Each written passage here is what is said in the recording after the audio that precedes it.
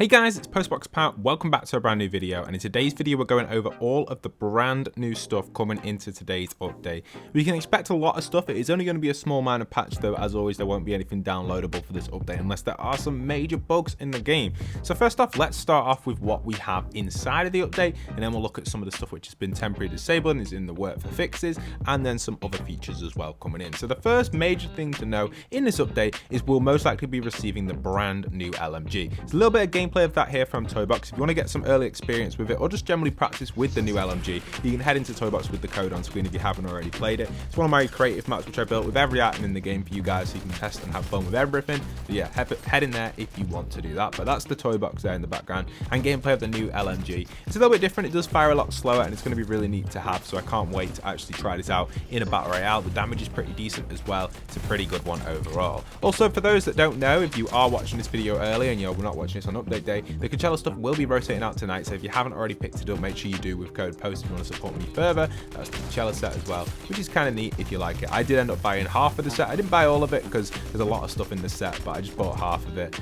and I thought that was probably the best thing to do for me, because I don't buy every item because there's so many at the minute, but I buy what I like, so that's pretty cool. So I did like that one. Also, the golden touch pack will also rotate out as well, so if you haven't picked this one up in the past and you do like it, maybe it could be for you if you like it. It's an oldish one, but it's a decent pack if you are interested in that sort of stuff. So let's move on to the next topic which we've got for you guys, which is actually going to be coming in with what else we can expect on the map. So map change wise, we expect that the blimp currently over the crossroads will fall into the ground somewhere, or maybe into the sea. I'm excited to see where this blimp's going to fall, and we should have the next blimp on the go. It's usually been every week as the challenges do progress. The blimps have been changing.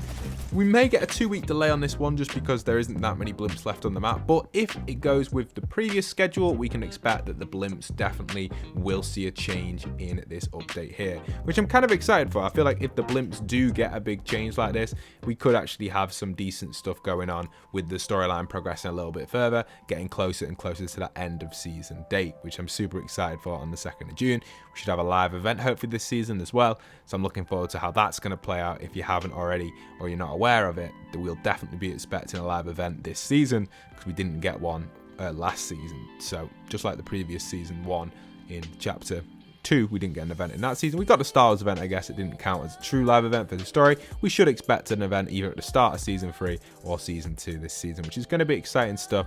And it makes sense that the event itself will actually contain references to past stuff. For example, monsters and robots will possibly be referenced in the event or seen for a split amount of time, but it won't be the center of attention. I don't think Fortnite would ever repeat the same event. All events will have different center points with different exploration topics, should I say, if that's a phrase, sorry.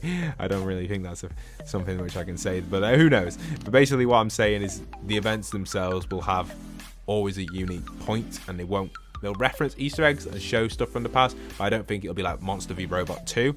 I don't think that would happen. Or if it was to be Monster v Robot 2, somehow it would only be for a split amount of the event. Like, for example, the event might start off with that or end with that, which would be kind of like an exciting way to start it. It'd be like, oh, the event's pretty cool. A bit like what we saw with the cube when it first appeared, with obviously the, what was the event called? The Skyfire event, where the cube made an appearance, like an Easter egg type thing, and then it was key for the storyline. That's the sort of thing I could think happening with monsters and robots, so kind of cool. Also, on the next topic, on the items that have been disabled, currently abandoned campsites are disabled and tents are also disabled in the game. This is due to a few glitches which have been happening with these. Apparently it's due to people making yourself invisible using zip lines and tents, and also due to tents actually being used in custom games. So people have been using tents in custom games to get access to very powerful weapons instantly. Custom games itself is a very old system. It has no customize option. Even though it's called customs, there isn't anything to be able to customize it.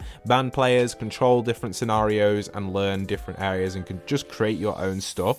I generally do think that Fortnite should merge custom games and battle labs into one, just something for creators or something, because having the ability to have 100 players in a 2-hour lobby would be amazing. Also, the ability to spawn in NPCs, yes or no, to spawn in bosses, yes or no, to give more health, yes or no, to make players invincible, yes or no, to have an option so the host could be invincible, yes or no. All these little simple settings would be amazing for a custom game for allow players to create amazing content. Allow fly, yes or no. These things would be awesome. Obviously, you don't want to put the creative phone in, and you don't want to take away creative. I think that's why we haven't seen any additional changes in Battle Labs or in the actual custom games manager itself. There is no like additional changes in there because they don't want to push people away from creative. I do feel like custom games would be really cool for creators though, because you see creators out there doing custom games, and we'll talk about it in a sec what I'm going to be doing in custom games soon. But custom games itself is something that a lot of creators use. They create content on it, but it's hard. It's actually difficult to do because you've got to find people to do it with,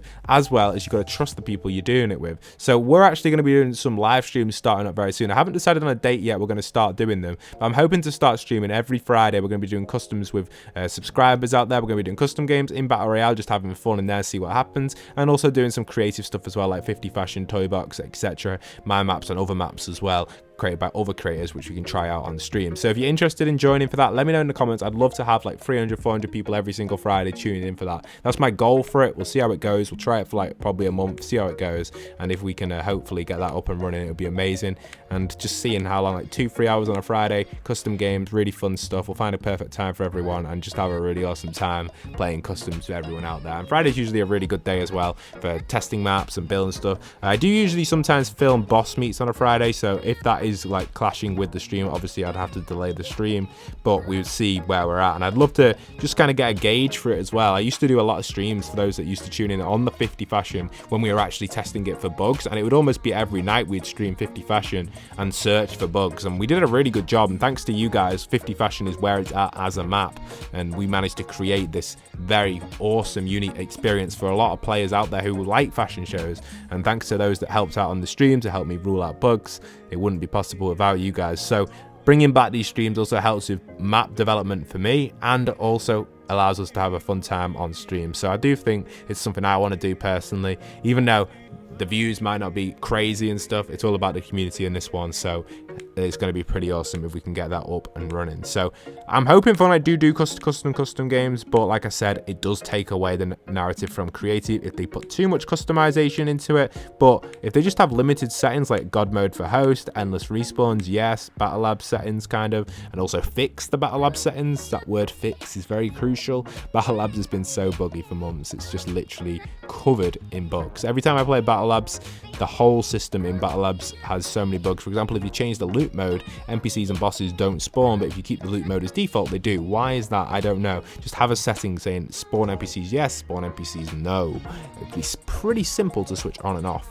So fingers crossed they do fix that. And that all ties back to the banning of tents. So all that big topic which we just talked about was not banning or the vaulting of tents because of issues with custom games, and it's the same with Battle Labs. Tents don't spawn in Battle Labs, or funnily enough, they don't spawn in default loot, but they spawn in other loot modes on Battle Labs, but the bosses aren't in the other loot modes, so we can't actually create any videos or content in there with the NPCs and bosses because they aren't in the other loot options when you're actually changing the settings.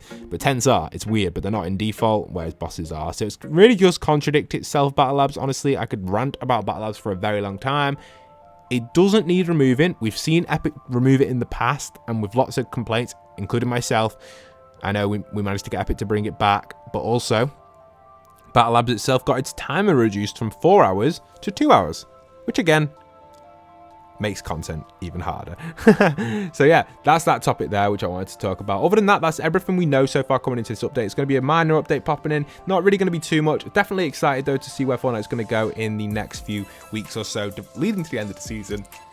But I'll keep you guys updated when there's map changes. Obviously tomorrow we'll be making a video if there are big map changes and stuff, or any map changes in the map with storyline changes. We'll definitely be making a video on it as always, and also we'll be keeping you guys updated with any other changes as well in the Fortnite universe. Currently not really too much going on in the Fortnite world, mainly just skin collabs at the minute, nothing too major on the cosmetic side, and not really many free items either. We recently did have the lantern trials. If you took part in that, you would have got them free items. Personally, I don't really enjoy doing the external site stuff, so I do hope they do revamp it a little bit to allow you to kind of connect it in game. But who knows, it's okay doing the lantern trials. I actually did the lantern trials, but mainly just played them and just did challenges, and then while that was going on I kind of got the rewards in the background. But I wasn't really too, the rewards were okay. The wrap was awesome, back bling I wasn't really too keen on, emoticons also weren't the best, but it's free items which have gone now sadly, but hopefully they do come back to the item shop if you did miss them. Anyway, that's gonna be it for today's video. Hope you guys have enjoyed. Don't forget to go and leave a like, comment, and subscribe, and once again, this is Postbox Pat signing out.